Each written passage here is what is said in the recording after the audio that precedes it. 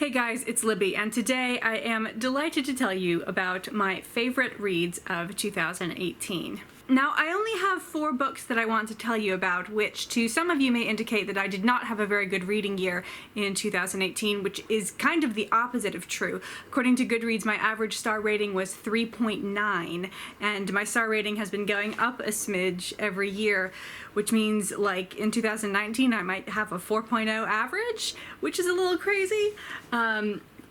But I read a lot of books that I really loved. Many of them were rereads. It helped that I reread a bunch of my favorite books like The Meaning of Night and My Cousin Rachel. And there were also lots of new to me books that I really enjoyed and gave 4 or 5 stars. But when I was coming up with my list, there were 4 books that stood out so much that it felt weird to include anything else on the list. So these 4 books I really think are flawless. And I'm actually quite pleased that I was able to be so picky with my best books of the year. They're also fairly diverse across genres, and not just, science fiction versus historical, but, broader genres. I have 1 poetry collection, 1 novella, 1 novel, and 1 play. So let's get into this. I'm going to go in the order of best to worst average Goodreads rating. So we'll start with the book where I had the most agreement with the average reader and end up the book where I am quite divergent from the average reader. So the first book that I loved and that most people loved was All Systems Red by Martha Wells. This is the first novella in the Murderbot series. You've probably heard me talk about it a lot, and that's because it's so good.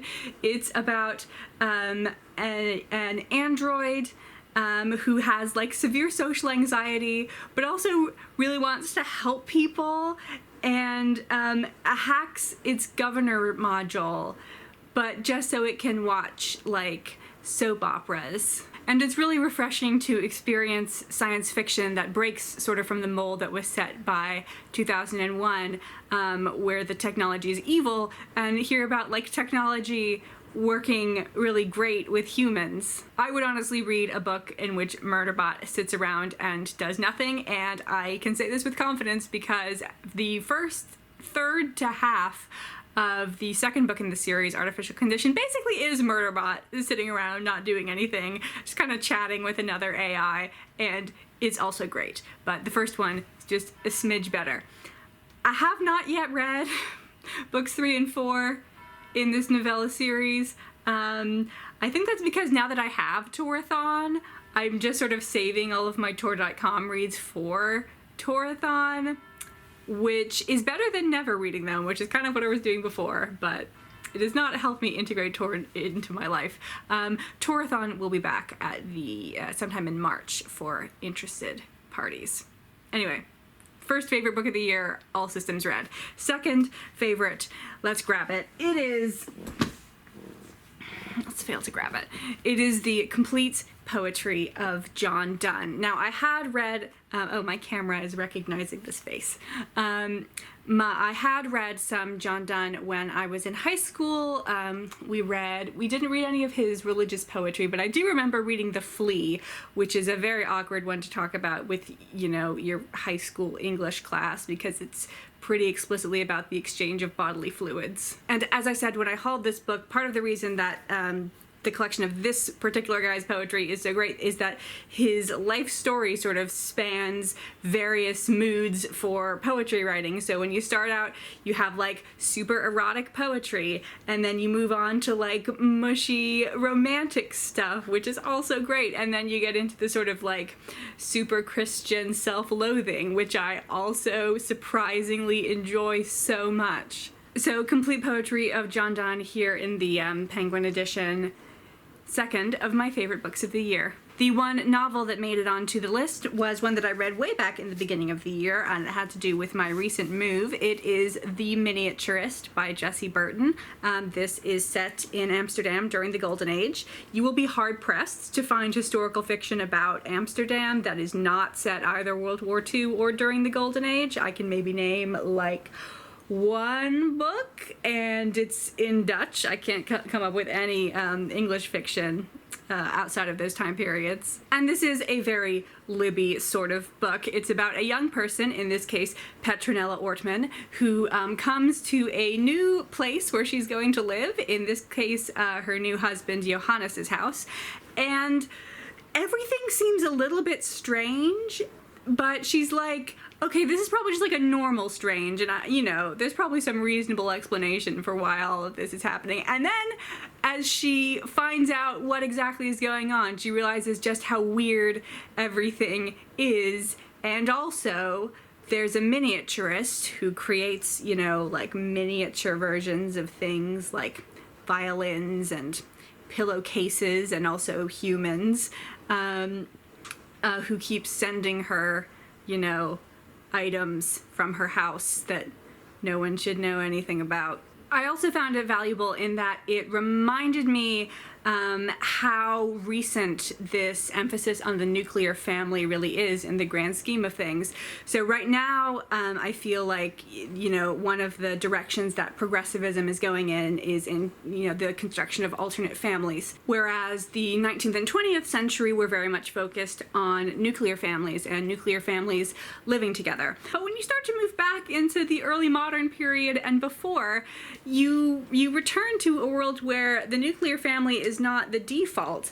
And although we kind of start with a nuclear family with, you know, a couple additions at the beginning of the Miniaturist, by the end we have a very unusual family structure, which is still like completely amazing and just about makes up for how much this book broke my heart. Oh man, it got real sad in some places, guys. So that is my third favorite book of 2019, The Miniaturist.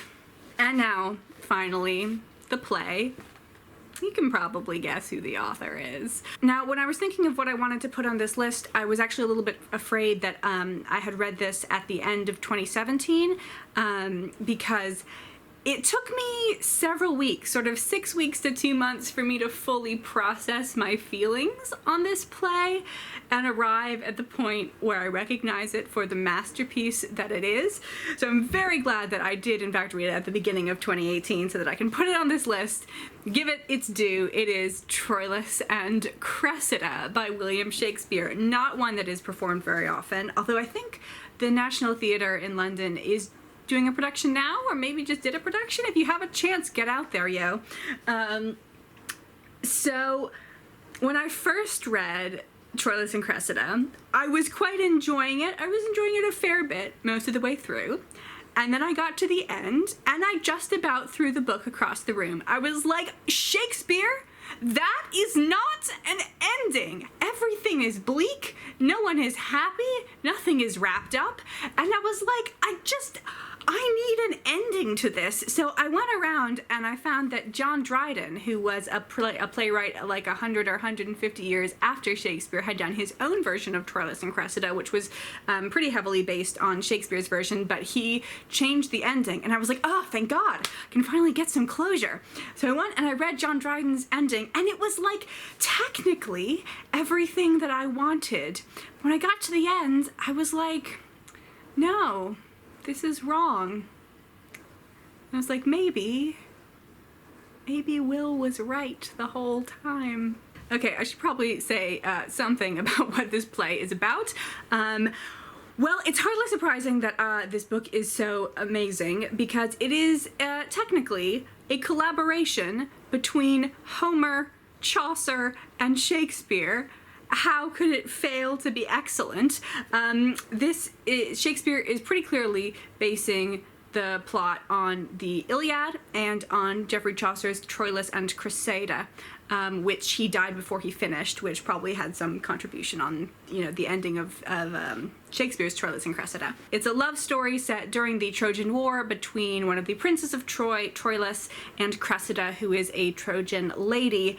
And it's kind of the opposite of Romeo and Juliet. You'll notice how Troilus and Cressida are both on the same side of the conflict, but oh man, does that end up getting messy? Because, guys, this book is so cynical. And I can totally understand why other people would not like this. But guys, I am all about the cynicism and the we are all doomed.